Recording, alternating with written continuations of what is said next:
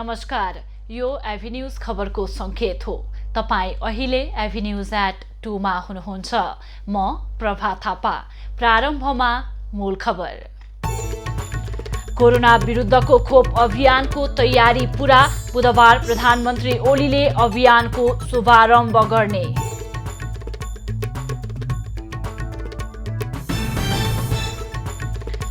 K2 आरोहण गर्ने कीर्तिमानी आरोहीलाई काठमाडौँमा भव्य स्वागत। मुलुकको नाम उच्च राखेको भन्दै प्रशंसा।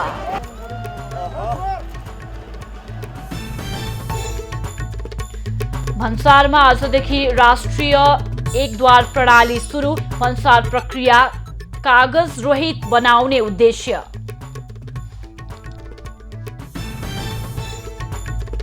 भारत हुँदै तेस्रो मुलुक जाने कृषिजन्य वस्तुको निर्यात बढ्यो। उत्पादनसँगै निर्यात बढ्दा किसान उत्साहित। नेपालको चियाले पनि बहुत राम्रो मूल्य पायो।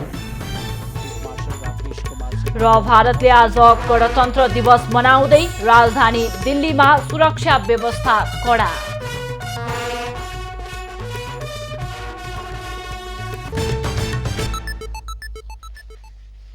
अब खबरको सिलसिला प्रारम्भ गरौं कोरोना विरुद्धको खोप अभियान सम्बन्धी प्रसंगबाट। बुधबारबाट सुरु हुने कोरोना भाइरस विरुद्धको खोप अभियानको तयारी पूरा भएको छ। पहिलो चरणमा 4,30,000लाई लगाइने खोप अभियानको उद्घाटन प्रधानमन्त्री केपी ओलीले गर्ने कार्यक्रम छ। खोप केन्द्रका रूपमा कायम विभिन्न 300 अस्पतालमा एकैसाथ खोप अभियान सुरु हुनेछ। पहिलो दिन 7वटै प्रदेशमा 62वटा अस्पताल र 120 बढी खोप केन्द्रबाट खोप अभियानको सुरुवात गर्ने सरकारको तयारी छ। उपत्यकामा भने खोप लगाउने कार्यक्रम 11वटा अस्पतालबाट हुनेछ। पहिलो चरणमा स्वास्थ्य संस्थाहरूमा कार्यरत स्वास्थ्य कर्मी, सहयोगी कर्मचारी, एम्बुलेन्स तथा सब वाहन चालक, कोभिडको संक्रमणबाट मृत्यु भएका शवहरूको व्यवस्थापनमा खटिने सुरक्षाकर्मी, स्थानीय तहमा कार्यरत फोहोर व्यवस्थापन तथा सफाई कर्मीको 4 समूहले खोप पाउनेछन्। 14 गतेदेखि माघ 28 गतेसम्म पहिलो चरणको खोप कार्यक्रम सम्पन्न गर्ने लक्ष्य छ। त्यसका लागि आइतबार करिब 5 लाख डोज खोप 7 प्रदेशका मुकाममा पठाइएको छ। खोप अभियानका लागि भर्चुअल तथा प्रत्यक्ष कार्यक्रम गरी 77 जिल्लाका झण्डै 1000 स्वास्थ्य कर्मीहरूलाई तालिम दिइसकिएको छ। भारतले 10 लाख मात्रा कोभिसिल्ड खोप निशुल्क उपलब्ध गराएको छ। कञ्चनपुर जिल्लामा समेत कोभिड विरुद्धको खोप सेवा सञ्चालनको तयारी अन्तिम चरणमा पुगेको छ। प्रथम चरणमा महाकाली अस्पतालमा कोभिड खोप केन्द्र स्थापना गरी बुधबारदेखि कोरोना विरुद्धको खोप सेवा सञ्चालन गर्ने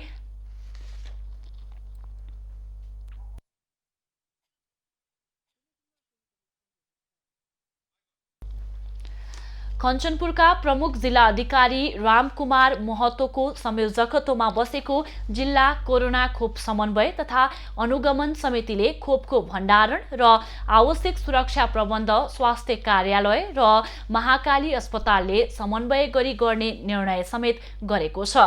कञ्चनपुरका प्रमुख जिल्ला अधिकारी रामकुमार महतोका अनुसार पहिलो चरणमा खोप सेवा सञ्चालनका लागि महाकाली अस्पतालमा 3 जना खोप प्रदान गर्ने स्वास्थ्य कर्मी, 2 जना सरसफाई कर्मी र 1 जना चिकित्सकलाई तालिम समेत दिएको छ।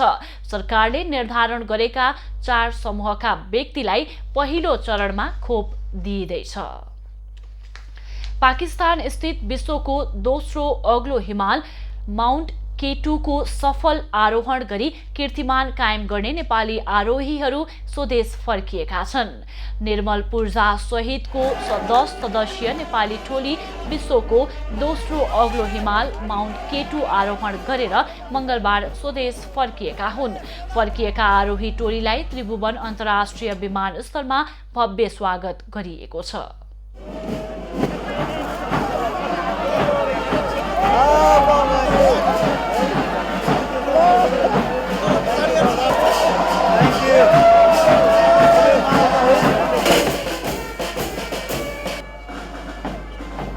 आरोहीलाई स्वागत गर्दै सरकारी अधिकारी र हिमाल आरोहीहरूले नेपालको उच्च शिरलाई पुनः अन्तर्राष्ट्रिय जगतमा राख्न सफल भएको बताए।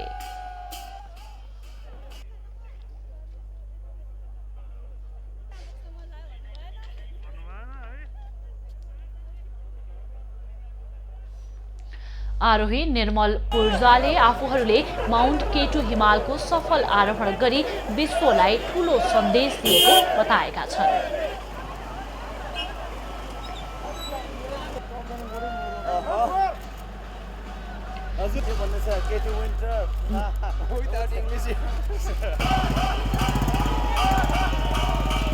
म्याग्दीको अन्नपूर्ण गाउँपालिका 3 दानाखा पूर्जा निम्स सहितको टोलीले पाकिस्तान र चीनको सिमानामा अवस्थित संसारकै दोस्रो अग्लो 8611 मिटर अग्लो केटु हिमालमा जाडो याममा आरोहण गरेका हुन्। नेपाली आरोही समूह यही माघ 3 गते शनिबार राति 1 बजे केटुको शिखरमा पुगेका थिए। केटु हिमालमा अहिलेसम्म जम्मा 367 सफल आरोहण भएका छन् भने आरोहणको प्रयासमा 86 जनाले ज्यान समेत गुमाइसकेका छन्। अन्तर्राष्ट्रिय व्यापारलाई सरलीकृत गर्न भन्सार प्रक्रियासँग सम्बन्धित सबै निकायलाई आबद्ध गराउने गरी आजदेखि नेपाल राष्ट्रिय एकद्वार प्रणाली सुरु भएको छ। 69औं अन्तर्राष्ट्रिय भन्सार दिवसको अवसरमा भन्सार विभागले तयार गरेको उक्त प्रणाली आज सार्वजनिक भएको हो। 1.5 वर्ष अघिदेखि भन्सार विभागले निर्माण गरिरहेको उक्त प्रणाली पहिलो पटक कार्यान्वयनमा आउन लागेको हो। विभागका अनुसार यो प्रणालीमा पहिलो चरणमा खाद्य प्रविधि तथा गुण नियन्त्रण विभाग, पशु सेवा विभाग र प्लान्ट क्वारेन्टिन केन्द्र आबद्ध हुनेछन्। भन्सार प्रक्रियालाई कागज रहित बनाउँदै सरल बनाउने उद्देश्य राखिएको यो प्रणालीमा सरकारी र निजी क्षेत्रका 40 वटा निकाय आबद्ध हुनेछन्। यो प्रणाली अन्तर्गत निर्माण हुने वेब पोर्टल मार्फत व्यापारीले आफूसँग सम्बन्धित कागजात अनलाइनमै पेश गर्न सक्नेछन्। त्यसरी पेश गरिएको कागजात र त्यससँग सम्बन्धित विवरण यसमा आबद्ध निकायले प्राप्त गर्न सक्नेछन्। यससँग फरक निकायलाई कागजात र अन्य चीज बुझाउनु पर्ने बाध्यताबाट व्यापारी मुक्त हुने बताइएको छ। अन्तर्राष्ट्रिय व्यापारसँग सम्बन्धित तथ्याङ्क, त्यसैगरी प्रतिवेदन प्रणालीलाई थप स्तरीय बनाउन र विद्युतीय भुक्तानी प्रणाली विकासमा पनि यो प्रणाली सहयोगी हुने भन्सार विभागको भनाइ छ। आफूलाई प्राप्त युजरनेम र पासवर्डका आधारमा व्यापारसँग सम्बन्धित सबै कागजातको विवरण व्यापारीले त्यही उपलब्ध गराउन सक्दछन्। कर्मचारीको अनुहार नै नहेरी काम हुने वातावरण यसले बनाउँछ। सन् 2013 मा यस्तो प्रणाली लागू गर्न विश्व बैंक र नेपाल सरकारबीच सम्झौता भए पनि विगत केही महिना यता मात्र यसको कार्यान्वयनका लागि तयारीका काम अगाडि बढेको हो। नेपालबाट भारत हुँदै तेस्रो मुलुक जाने अलैँची, चिया लगायतका कृषिजन्य वस्तुको निर्यात बढेको छ। भारत सहितका मुलुकमा कृषिजन्य वस्तुको माग उच्च भएसँगै नेपालको प्रमुख नगदेबाली चिया तथा अलैँचीको निर्यात बढेको हो। मेची भन्सार कार्यालय काँकरभिट्टाका अनुसार चालु आर्थिक वर्ष 2077-78 को 6 महिनामा 46,78,682 किलो अलैँची विभिन्न देशमा निर्यात भएको छ। सो अलैँची निर्यातबाट 3 अर्ब 77 करोड 80 लाख 77 हजार रुपियाँ भित्रिएको छ। निर्यात भएको यो परिणाम गत आर्थिक वर्ष 2076-77 को सोही अवधिको तुलनामा मूल्यका हिसाबले 1 अर्ब 22 करोड बढी हो भने परिणामका हिसाबले 15 लाख केजी बढी हो। अलैँचीको स्टक सँगै उत्पादन बढेसँगै निर्यात पनि बढेको अलैँची व्यवसाय महासंघले जनाएको छ। गत साल चाहिँ कोरोनाको कारणले गर्दा लकडाउन भइसके पश्चात लामो समयसम्म व्यवसायहरूले अथवा किसानहरूले दुवैसँग अलैँची रहेको थियो। यो अलैँची चाहिँ बिक्री गर्न पाएनन् र आर्थिक अभाव खड्क्यो। त्यो कारणले गर्दाखेरि यो पटक चाहिँ किसानहरूले नै जतिखेर अलैँची निकाल्यो त्यतिखेर नै व्यापारीहरूलाई बिक्री वितरण गरेको र व्यवसायहरूले पनि धेरै अलैँची निकासी गरिसकेको अवस्था छ। चिया निर्यातबाट यस अवधिमा 2 अर्ब 46 करोड 39 लाख 32 हजार रुपियाँ भित्रिएको छ। भारत सहित विभिन्न मुलुकमा नेपाली चियाको माग बढ्दा चिया निर्यात बढेको हो। एक त चियाको उत्पादन घट्नु, इन्डियामा चियाको उत्पादन घट्नाले चियाको डिमान्ड बहुत राम्रो रह्यो, त्यसले गर्दा नेपालको चियाको निर्यात राम्रो भयो। सेकेन्ड, चियाको उत्पादन इन्डियामा 20देखि 25% घट्नाले चियाको मूल्य पनि धेरै राम्रो वृद्धि भएको हुनाले नेपालको चियाले पनि बहुत राम्रो मूल्य पायो र अल्टिमेटली त्यो वृद्धि भएको मूल्य किसानसम्म पुग्न पायो, हरियोपत्ती उत्पादन गर्ने किसानहरूले। सरकारको उदासीनताका कारण व्यवसायी तथा कृषक मारमा परेको भन्दै कृषिजन्य वस्तु अलैँची, चिया लगायतका लागि वेयर हाउस निर्माण गर्न नेपाल अलैँची व्यवसाय महासंघको माग छ। महासंघका अनुसार उत्पादित वस्तुको गुणस्तरमा ध्यान दिन सके अन्तर्राष्ट्रिय बजारमा नेपाली कृषिजन्य वस्तुले प्रतिस्पर्धा गर्न सहज हुनेछ। अहिले हामीले बजारको लागि नेपाल सरकारसँग पहल गरिरहेछौँ। विभिन्न देशहरूमा हामीले निजी क्षेत्रबाट आफ्नो तरिकाले पहल गरिरहेछौँ। व्यवसाय त निजी क्षेत्रले नै गर्ने हो, हामीले नै गर्ने हो। यसको उचित वातावरण बनाउन हामीले सरकारसँग विभिन्न देशमा ड्युटी चार्जहरू लगायतका विषयमा छलफल गर्नका लागि G2G मिटिङहरू सञ्चालन भइरहेका छन्। नेपालको चिया विभिन्न 39 मुलुकमा जाने गरेको छ। त्यसमध्ये सबैभन्दा बढी नेपाली चियाको बजार भारतले लिएको छ। कुल उत्पादनको 98% हिस्सा विदेशी बजारले लिएको छ। स्वदेशमा भने 2% मात्र खपत हुने नेपाल अलैँची व्यवसाय महासंघले जनाएको छ। सन्तोष नेउपाने, झापा।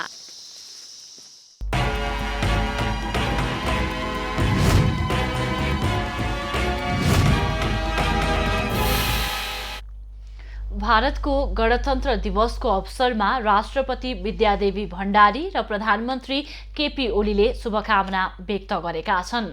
राष्ट्रपति भण्डारीले आफ्ना भारतीय समकक्षी रामनाथ कोविन्द र प्रधानमन्त्री ओलीले आफ्ना समकक्षी नरेन्द्र मोदीलाई आज बेग्ला बेग्लै शुभकामना सन्देश पठाउँदै शुभकामना व्यक्त गरेका हुन्। सन्देशमा राष्ट्रपति भण्डारीले भारतका राष्ट्रपतिको व्यक्तिगत सुख सुस्वास्थ्यका साथै भारतको जनताको शान्ति र प्रगतिको कामना गरेकी छिन्। उनले शताब्दीऔं पुरानो बहुआयामिक नेपाल भारत सम्बन्ध आगामी दिनमा अझ सुदृढ हुने विश्वास सन्देशमा व्यक्त गरेकी छन्। त्यसैगरी प्रधानमन्त्री ओलीले प्रधानमन्त्री मोदीलाई पठाएको सन्देशमा भारतका जनताको निरन्तर शान्ति, प्रगति र समृद्धिको कामना गरेका छन्। सन्देशमा मैत्री, समानता, सहयोग र पारस्परिक सम्मानमा आधारित बहुआयामिक एवं सुमधुर सम्बन्धको स्मरण गर्दै प्रधानमन्त्री ओलीले विज्ञान, प्रविधि, चिकित्सा र आर्थिक विकासमा भारतले गरेको चमत्कारपूर्ण योगदानको प्रशंसा गरिएको छ। उनले कोरोना भाइरस विरुद्धको 10 लाख मात्रा खोप नेपाललाई अनुदान स्वरूप उपलब्ध गराएकोमा कृतज्ञता ज्ञापन गरेका छन्। नेपाली कांग्रेसको केन्द्रीय समितिको बैठक आज बस्दैछ। पार्टी कार्यालय सानेपा ललितपुरमा दिउँसो बस्ने बैठकमा प्रतिनिधि सभा विघटन पछिको राजनीतिक परिस्थितिको विषयमा छलफल हुनेछ। आजको बैठकमा प्रतिनिधि सभा विघटन विरुद्ध सडक आन्दोलन र विरोध कार्यक्रमलाई निरन्तरता दिन सभापति शेरबहादुर देउवामाथि वरिष्ठ नेता रामचन्द्र पौडेल समूहले दबाव दिने तयारी गरेको छ। त्यस्तै 14औं महाधिवेशन सुनिश्चितताका लागि संस्थापन पक्षलाई दबाव दिने तयारी पनि पौडेल पक्षको छ। पौडेल समूह प्रतिनिधि सभा विघटन विरुद्धको सडक संघर्षलाई निरन्तरता दिनुपर्ने पक्षमा छ। विघटन विरुद्ध सडक संघर्ष गर्ने या अदालतको निर्णय कुर्ने भन्नेमा कांग्रेसमा द्विधार रहेको छ। सभापति शेरबहादुर देउवा निर्वाचनको पक्षमा र पौडेल पक्षले विघटन विरुद्धको सडक संघर्षलाई प्राथमिकता दिनुपर्ने अडानमा रहेको छ। नेकपाको दाहाल नेपाल समूहले आज सिटी जुलुस गर्दैछ। प्रतिनिधि सभा विघटन विरुद्धको तेस्रो चरणको आन्दोलन आजबाट सुरु हुन लागेको हो। काठमाडौँको लैनचौरबाट दिउँसो 3 बजे सिटी जुलुस सुरु हुने दाहाल नेपाल समूहले जनाएको छ।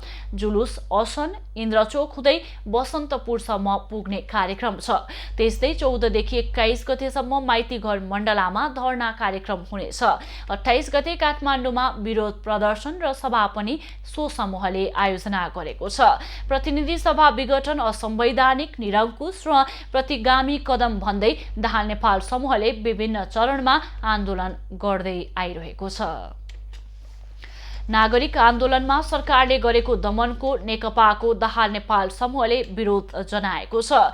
दाहाल नेपाल समूहका प्रवक्ता नारायण काजी श्रेष्ठले विज्ञप्ति प्रकाशित गर्दै प्रतिनिधि सभा विघटनको विरोधमा सोमबार बालुवाटारमा भएको प्रदर्शनमा बल प्रयोग भएको भन्दै आपत्ति जनाइएको हो। संविधान र लोकतन्त्रको रक्षाको निम्ति सङ्घर्षमा उत्रदा गरिएको दमनबाट सरकारको चरम अलोकतान्त्रिक एवं निरङ्कुश चरित्र उदाङ्गो भएको विज्ञप्तिमा उल्लेख छ। सरकारको दमनबाट आन्दोलनको आवश्यकता र औचित्य झन बढेर गएको स्पष्ट भएको दाहाल नेपाल समूहले जनाएको छ। कञ्चनपुरका विभिन्न स्थानमा बस्ने गरिब तथा विपन्न बस्तीका महिला, बालबालिका तथा ज्येष्ठ नागरिकहरूलाई 30,000 पौष्टिक खाना वितरण गरिएको छ। कोरोनापछि कठिनाई भोगिरहेका बस्तीमा माइती नेपाल कञ्चनपुरले 2 चरणमा सामुदायिक भान्सा तथा पौष्टिक खाना वितरण अभियान चलाएको हो। कञ्चनपुरका विभिन्न स्थानीय तहहरूसँगको सहकार्य तथा युएन उमन नामक संस्थाको सहयोगमा माइती नेपाल कञ्चनपुरले 2 चरणमा सामुदायिक भान्सा तथा पौष्टिक खाना वितरण अभियान सञ्चालन गरेको थियो। उक्त अभियान अन्तर्गत असारदेखि भदौसम्म पहिलो चरणमा 56 दिन सञ्चालन गरिएको अभियानमा 15,000 र मङ्सिरदेखि माघसम्म दोस्रो चरणमा 60 दिन सञ्चालन गरिएको अभियानमा समेत 15,000 गरी जम्मा 30,000 भन्दा बढी पौष्टिक खाना वितरण गरिएको माइती नेपाल कञ्चनपुरले जनाएको छ। माइती नेपाल कञ्चनपुरकी संयोजक महेश्वरी भट्ट लगभग अहिले हामी 4 महिना जति नै भयो सञ्चालन गरेको। पहिलो फेजमा हामीले 56 दिन सञ्चालन गरेका थियौँ भने दोस्रो फेजमा चाहिँ अहिले 60 दिन, आज हामी 60औं दिनमा प्रवेश गरेका छौँ भने लगभग हामी समापनमा पुगिराखेका छौँ। पहिलो चरणको हामीले यो बन्दाबन्दीको अवस्थामा चाहिँ सुरु गरेका थियौँ। महिला अपाङ्ग गर्भवती महिलाहरू एकदमै पीडामा पर्नुभयो, भोकभोकै पर्नुभयो, अब रोगले भन्दा पनि भोकले मर्ने अवस्थाहरू देखियो भन्ने खालको कुरालाई महसुस गरेर हामीले यो सामुदायिक भान्सा अभियान सुरु गरेका थियौँ। सामुदायिक भान्सा तथा पौष्टिक खाना वितरण अभियान अन्तर्गत दैनिक ज्याला मजदुरी गरी खाने अति गरिब, दलित, जनजाति, सीमान्तकृत वर्गका महिला तथा बालबालिकालाई पौष्टिक खाना, नवजात शिशुलाई सर्वोत्तम पिठो, महिला तथा किशोरीहरूलाई स्वास्थ्य सुरक्षा सामग्री तथा लक्षित समुदायमा कोरोना भाइरस, लैङ्गिक हिंसा तथा मानव बेचबिखन विरुद्धको सचेतना सामग्री समेटिएका पर्चा पम्पलेट समेत वितरण गरिएको छ। कोरोना महामारीको प्रभावलाई केन्द्रित गरेर माइती नेपालले सञ्चालन गरेको उक्त अभियान गरिब तथा विपन्न परिवारका लागि सहारा बनेको लाभान्वित समुदायको कथन छ। माइती नेपाल जस्तो कस्तो भोकभोकै नाममा खुसी लाग्यो, हामीलाई बहुत बढिया भयो। अझ पनि यसरी होस्, बाँच्छ माइती नेपालको धन्यवाद। कोरोना महामारीका कारण लामो समयसम्म गरिएको बन्दाबन्दीसँगै ज्याला मजदुरी समेत गुमाएका गरिब घर परिवारको दैनिकी निकै कष्टकर बनेको छ। प्राय जसो जंगल आसपासको क्षेत्रमा शिविरमा बस्ने आरक्ष पीडित, भूमिहीन तथा सुकुम्बासी नागरिकहरू वन्यजन्तुको डरले थप त्रसित बन्ने गरेका छन्। अब के को बचत भने जग्गा जमिन केही पनि छैन अहिलेको लागि। जस्तै शिविर कुरेर बसेका छौँ, रात दिनको ड्युटीमा खटेर बसेका छौँ। जनावरहरू नै धेरै नै आउँछन् अनि रातभरि ड्युटी गर्छौँ, त्यही नै छ। जङ्गल गयो भने छोपेर लग्यो भने 500 रुपियाँ तिराउँछन्, गाई बाख्रा छोपेर लगे पनि तिराउँछन्।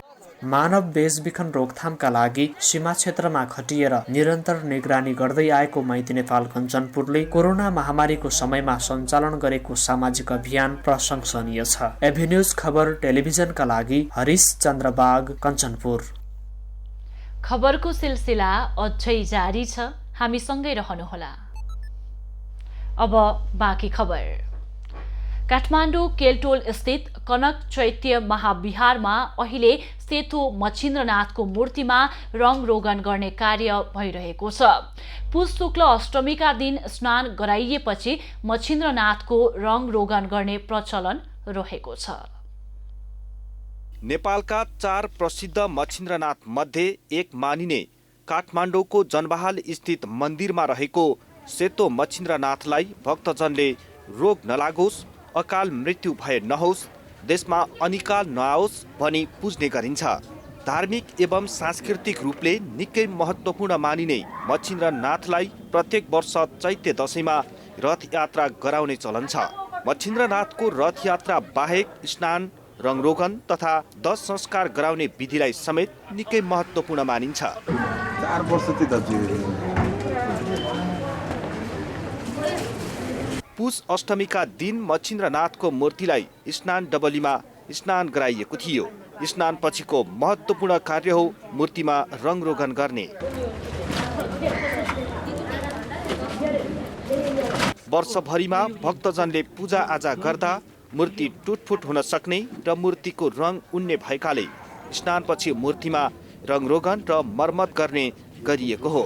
रङरोगन र मर्मत सम्भारपछि मिला पूर्णिमाका दिन मूर्तिमा जीवन्यास राखी जन्मदेखिको 10 कर्म संस्कार विधि पूजा गरी मूर्तिलाई मन्दिरभित्र प्रतिस्थापन गरिन्छ। मच्छिन्द्रनाथको साथमा सप्तलोचनी तारा र आर्य ताराको मूर्तिलाई पनि रङरोगन गरिएको हो। एबी न्यूज खबरका लागि राकेश डङ्गलको रिपोर्ट। डोटीको सिलगढीका विपन्नहरूलाई जाडोको मौसममा समस्या नहोस् भनेर न्यानो कपडा वितरण गरिएको छ। नगरपालिकाका 9वटै वडाका वृद्ध, असहाय, एकल महिला, अपाङ्गता भएका 30 जनालाई न्यानो कपडा वितरण गरिएको हो। जाडो महिनामा न्यानो कम्बल पाएपछि दिपायल सिलगढी नगरपालिका वडा नम्बर 8 की लच्छी खड्का दङ्ग परेकी छिन्। उनको कमजोर अवस्था देखेर सहृदयीले कपडा दिएपछि उनका आँखा रसाए। रातभरि आगो तापेर बस्नुपर्ने अवस्था थियो। परिवारको आर्थिक अवस्था कमजोर भएकी लच्छी भन्छिन्, अब यो कम्बल ओढेर सुत्न सक्छु। के पाउनु भयो आज? कस्तो लाग्यो हजुरलाई? खुसी लाग्यो? लच्छी जस्तै 90 जनालाई मंगलबार न्यानो कम्बल वितरण गरिएको छ। डोटी दिपायलका व्यवसायी खगेन्द्र बहादुर साउदले जाडोको मौसममा उनीहरूलाई न्यानो कम्बल वितरण गरेका हुन्। दिपायल सिलगढी नगरपालिकाका 9वटै वडामा प्रत्येक वडाका 30 जना वृद्ध, असहाय, एकल महिला, अपाङ्गता भएका व्यक्तिहरू छनौट गरी कम्बल वितरण गर्ने गरिएको छ। दिपायल सिलगढी नगरपालिका वडा नम्बर 3, 8 र 9 मा वितरण गरिसकेको र अब सबै वडामा गरी 300 जनालाई न्यानो लुगा वितरण गर्ने उनले बताएका छन्। सम्बन्धित वडामा असहाय, वृद्ध, एकल महिला, अपाङ्गता भएका व्यक्तिहरू छनौट गरी सम्बन्धित वडा कार्यालयमै कार्यक्रम आयोजना गरी कम्बल वितरण गरिएको हो। आफ्नो सानो सहयोगले अप्ठ्यारोमा रहेकालाई सहयोग पुग्योस् भनेर सोचेर सहयोग गरेको साउद बताउँछन्। मेरो चेलो काठमाडौँबाट लाछ बा, त्यो काठमाडौँबाट त्यो राडाको छोरो त्यो पैसा कम्युनिस्ट पार्टीका भत्ताले हामीले त्यसलाई काठमाडौँ पठाउनु पर्ने, त्यो आज उहाँ काङ्ग्रेसको विद्यार्थीको नेता हो भनेबाट कम्युनिस्ट पार्टीलाई गाल्दिनु बा, त्यसलाई त शराब लागि जाऊ बा भनेर भन्नुभयो। वृद्ध र असहायहरू घर परिवारबाट समेत अपहेलित भएको समयमा सानो सहयोगले आत्मबल बढाउन सहयोग गर्ने अपेक्षा जनप्रतिनिधिहरूको छ। निर्वाह गर्न धौधौ परिराखेका त्यस्ता व्यक्तिहरूलाई चाहिँ जुन एउटा यो जाडोको मौसममा सानो एउटा तपाईँहरूलाई चाहिँ एउटा सम्मानका स्वरूपमा यो ब्ल्याङ्केट बाँडेर जुन यो कार्यक्रम तपाईँहरूलाई एउटा सम्मान स्वरूप दिनुभएको छ, त्यसका लागि हामी जिल्लाकै तर्फबाट उहाँलाई धन्यवाद दिन चाहन्छौँ। पशु सर बनाउनु भएन, किनभने त्यहाँ भएका कीटाणुहरूले चाहिँ भोलि क्यान्सरका कुराहरू छन्, अन्य रोगहरूको कुरा छ। ठुला रोग लाग्यो भनेपछि हामी त्यो उपचार गर्न सक्दैनौँ भन्ने त थाहा छ नि त। साउद सामाजिक क्रियाकलापमा विगत लामो समयदेखि जोडिँदै आएका छन्। उनले बजारमा मन्दिरमा सार्वजनिक स्थलहरूमा डस्टबिन राख्ने काम यसअघि नै गरिसकेका छन्। नगर क्षेत्रभित्र रहेका प्रत्येक वडाका एउटा सामुदायिक विद्यालयलाई प्रति विद्यालय 1 लाखका दरले सहयोग पनि उनले उपलब्ध गराएका छन्। डोटीबाट तेजु ओलीको रिपोर्ट।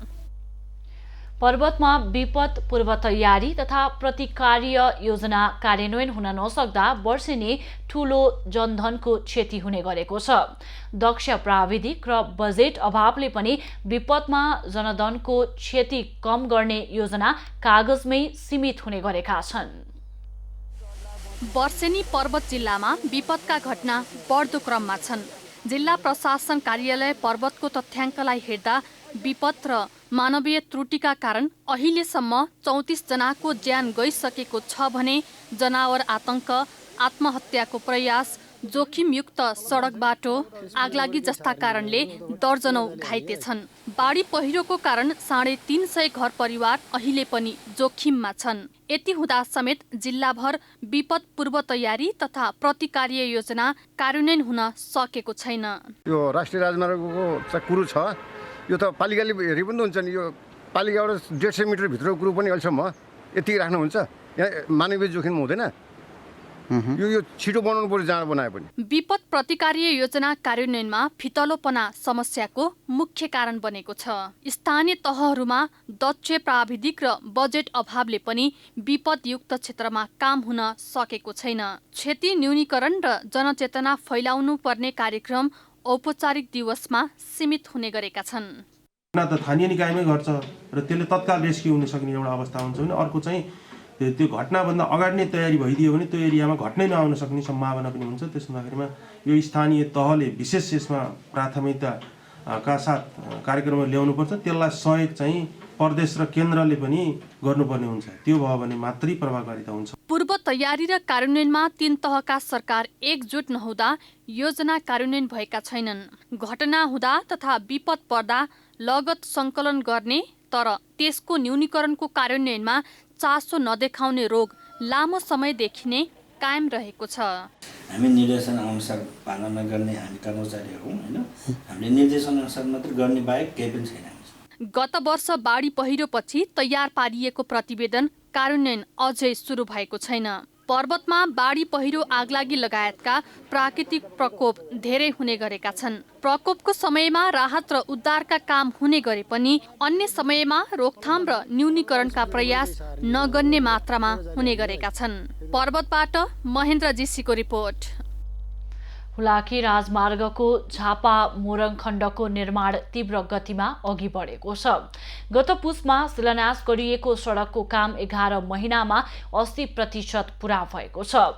अहिले रङ्गेली नगरपालिकाको बेतौनादेखि मधुवनी चोकसम्म 7.5 किलोमिटर सडक चौडा पार्ने दायाँ बायाँ रिटेरिङ वाल र बजार क्षेत्रमा पक्की नाला निर्माण गर्ने काम भइरहेको छ।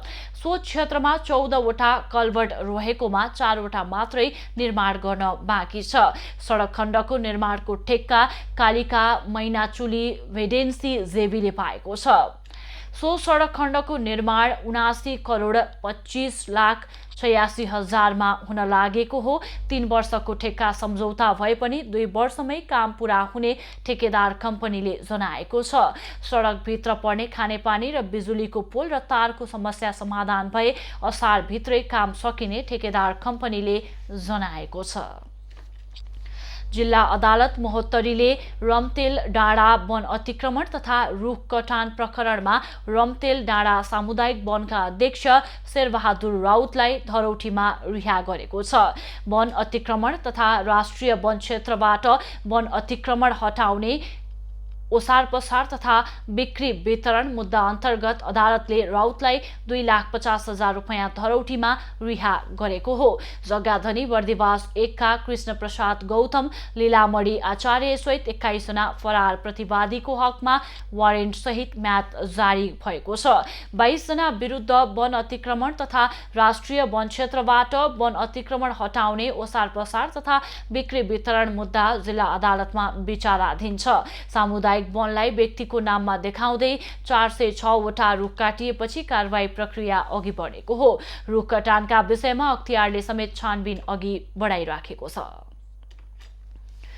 भूकम्प प्रभावितको घर बनाइदिने भन्दै कागजात लगेर ब्याङ्किङ ठगीमा परेपछि दोलखाको तामाकोसी गाउँपालिका वडा नम्बर 1 भिरकोटका माझीहरूको बिचल्ली भएको छ। भूकम्पपछि राहतका लागि भनी बुझाइएको कागजात राजस्व छलेको विवरणमा सार्वजनिक भएपछि माझी परिवारको निन्द्रा र भोक हराएको छ।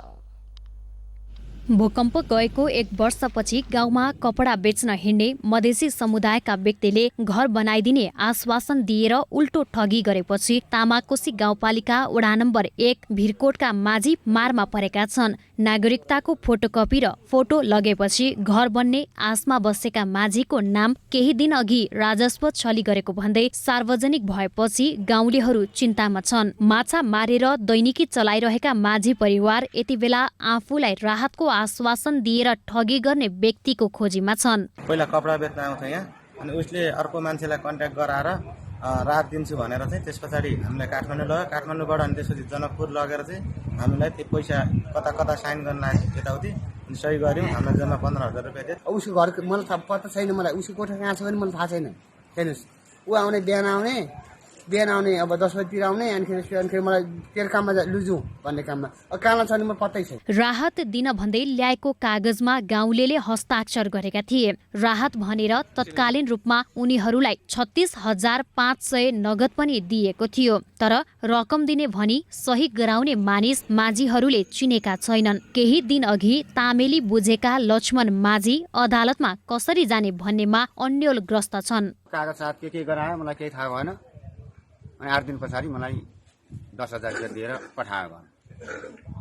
जम्मा सहयोग अहिलेसम्म कति लिनुभयो तपाईँले? मैले 36,500।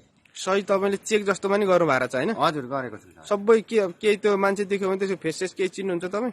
चिन्छु, मान्छे सामु देख्यो भने त म चिन्छु। अदालतको तामेली बुझेपछि माझी मात्र होइन उनको परिवार समेत राम्रोसँग निदाउन सकेका छैनन्। राजस्व अनुसन्धान आयोगले राजस्व छली सम्बन्धी मुद्दामा उच्च अदालत पाटनले गत मङ्सिर 16 गतेको फैसला अनुसार प्रतिवादी लक्ष्मणलाई आफ्नो प्रमाण सहित हाजिरका लागि आह्वान गरेको छ। हाम्रो फोन नम्बर उसले लग्यो, उसको नम्बर यता दिएछ, त्यहाँबाट फोन कन्ट्याक्ट गरो अनि फोन कन्ट्याक्ट गरेपछि आउनु भन्नु गए। काठमाडौँ जाँदाखेरि अर्कै रहेछ अरे अनि अर्कोले पो सबै थोक अब गर्न लगाएको छ, सहीहरू के गर्न लगायो, के माग्यो दिएछन्। लक्ष्मणको नाममा दर्ता भएको प्यान नम्बरबाट 5 करोड 20 लाख राजस्व छली भएकोले राजस्व अनुसन्धान विभागले अभियोग पत्र दर्ता गरेको छ। माझी गाउँका दिनेश माझी, देवेन्द्र माझी, नारायण माझी, शरण माझी लगायतले पनि नागरिकता र कागजात बुझाएकाले उनीहरू पनि ठगीमा पर्ने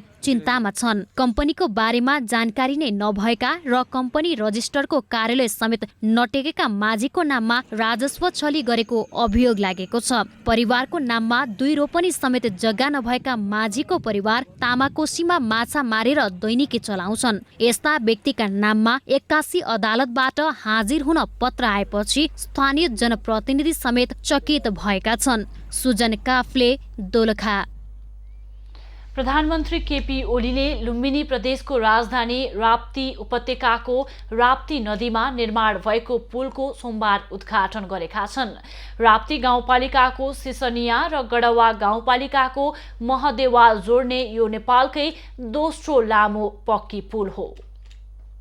प्रधानमन्त्री केपी ओलीले वर्तमान सरकारले संविधानको रक्षा गरेको बताएका छन्। दाङको राप्ती नदीमा निर्माण भएको नेपालकै दोस्रो लामो पक्की पुलको उद्घाटन गर्दै प्रधानमन्त्री ओलीले देश अगाडि बढ्नबाट कसैले रोक्न नसक्ने भन्दै संविधानको रक्षाका लागि वर्तमान सरकार लागि परेको बताए। उनले देशमा सुशासन र विकास ल्याउने र त्यसलाई प्रत्याभूत गर्दै अगाडि बढ्ने बताए। देश अगाडि बढ्नबाट कसैले रोक्न सक्दैन। हामी संविधानको रक्षा गर्छौँ, यस प्रणालीको रक्षा गर्छौँ, व्यवस्थाको रक्षा गर्छौँ र यस प्रक्रियालाई सुरक्षित ढङ्गले सफलतापूर्वक अगाडि बढाउँछौँ। र यो प्रक्रिया, यो प्रणाली, यी कुराहरूलाई अगाडि बढाउनुको उद्देश्य हाम्रो देशमा सुशासन र विकास ल्याउने हो। सुशासन र विकासलाई हामी प्रत्याभूत गर्दै अगाडि बढाउनेछौँ। प्रधानमन्त्री ओलीले कोभिड-19 को असहज परिस्थितिमा पनि देशमा विकास निर्माणको काम नरोकिएको बताए। उनले कोभिड-19 को खोप पर्सिबाट दिन सुरु गरिने बताए। कोभिड-19 को खोप पर्सिबाट लगाउन सुरु हुनेछ देशका विभिन्न भागमा र 18 गतेसम्ममा त्यस कामलाई हामी पहिलो लटमा पुरा गर्नेछौँ र दोस्रो लटमा फेरि अगाडि बढ्नेछ। म साथीहरूलाई भन्न चाहन्छु, सबभन्दा असहज स्थितिमा बसेर फ्रन्ट लाइनमा बसेर अथवा सङ्क्रमणको खतरा झेलेर काम गर्ने साथीहरूलाई त्यो पुर्याइनै छ। देउखुरीको राप्ती गाउँपालिका 6 सिसहनिया र गढवा गाउँपालिका 2 महदेवा जोड्ने राप्ती नदीमा 865.40 मिटर लम्बाई र 10.5 मिटर चौडाइ रहेको पुलको ओलीले सोमबार उद्घाटन गरेका हुन्। 92,69,965,500 रुपियाँको लागतमा पुल निर्माण गरिएको हो। विक्रम सम्वत 2073 साल असार 23 गतेदेखि निर्माण कार्य सुरु भएको सो पुल 2077 असार 15 गते सम्पन्न भएको थियो। पुलको शिलान्यास 2073 साल असार 23 गते तत्कालीन प्रधानमन्त्री पुष्पकमल दाहालले गरेका थिए। पछिल्लो केही वर्ष यता तरकारीमा विषादीको प्रयोगमा कमी आएको तथ्याङ्कले देखाएको छ। दैनिक उपभोग हुने तरकारीमा 2 समूहका विषादी मापन मात्र हुने भएकाले सबै तरकारी विषादी रहित छ भन्ने अवस्था भने देखिएको छैन। उत्पादन बढाउन तथा रोग किरा नियन्त्रणका लागि तरकारी तथा फलफुलमा विषादीको प्रयोग हुने गरेको पाइन्छ।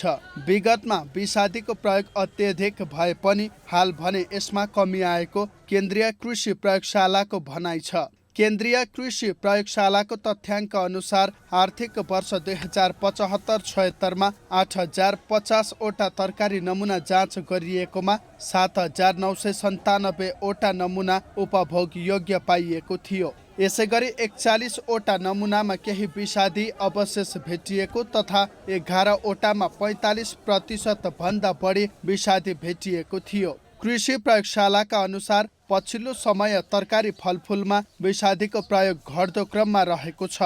गत पुसमा सङ्कलन गरिएका नमुना मध्ये 27 वटा खान योग्य र 4 वटा अयोग्य पुष्टि भएका थिए। जस्तै कालीमाटीमा हामीले अहिले रिसेन्टली नै यो काउलीमा देखेको छ। यसरी 4 वटा चाहिँ नष्ट गरिसक्यौँ र यो आर्थिक वर्षमा र 27 वटा तरकारीहरूलाई हामीले केही 2-3 दिनसम्म राखेर अनि जाँच गर्दा त्यो विषादी घटेर अनि हामीले त्यसलाई वितरणको लागि खुला छोडेको छौँ। केन्द्रीय कृषि प्रयोगशाला अन्तर्गत देशका विभिन्न 7 वटा स्थानबाट विषादी अवशेष मापन हुँदै आएको छ। काठमाडौँको कालीमाटी तरकारी बजारमा दिनहौ विषादी अवशेष मापन हुने गरेको छ।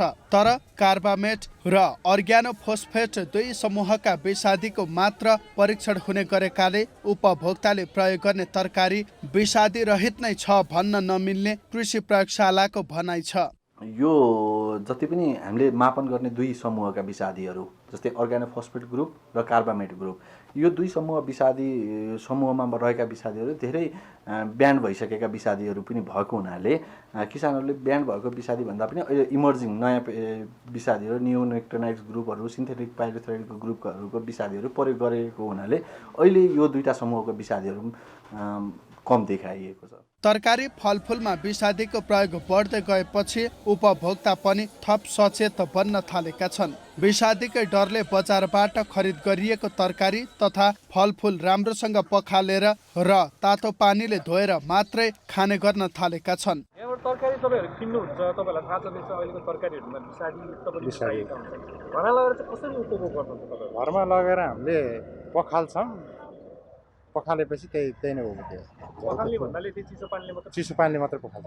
तातो पानीहरु त्यस्तै केही प्रयोग गर्दैन। अब गर्नु चाहिँ त तातो पानीले धोएर नै गर्ने हो हैन। अब प्राय जस्तो अब विषादी छैन भन्ने हामी छौँ। अब के गरेर त्यो त हामीलाई थाहा हुँदैन, त्यो धोएर खाने गरेको छ।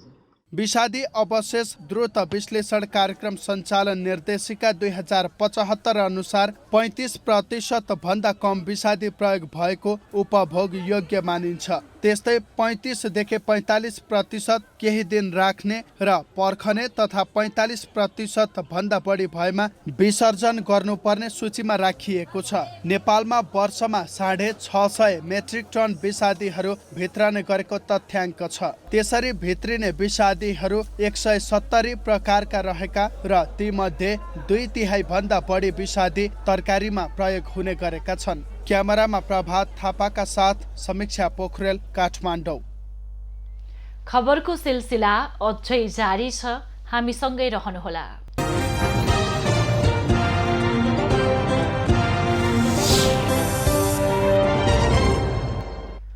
यति बेला प्रदेश 1 र गण्डकी प्रदेशको पहाडी भूभागमा आंशिक बदली रही उच्च पहाडी तथा हिमाली भूभागका 1-2 स्थानमा हल्का हिमपातको सम्भावना रहेको छ भने बाँकी भूभागमा मौसम सामान्यतया सफा रहेको जल तथा मौसम पूर्वानुमान महाशाखाले जनाएको छ।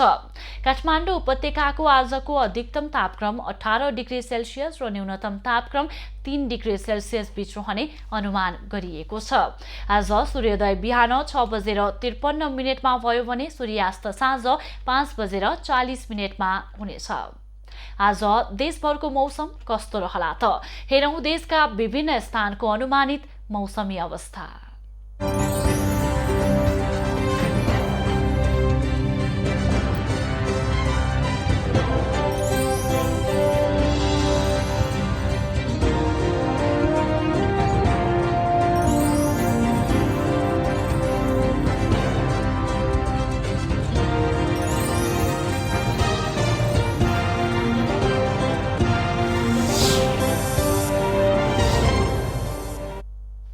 अहिलेलाई खबरको क्रम यति नै।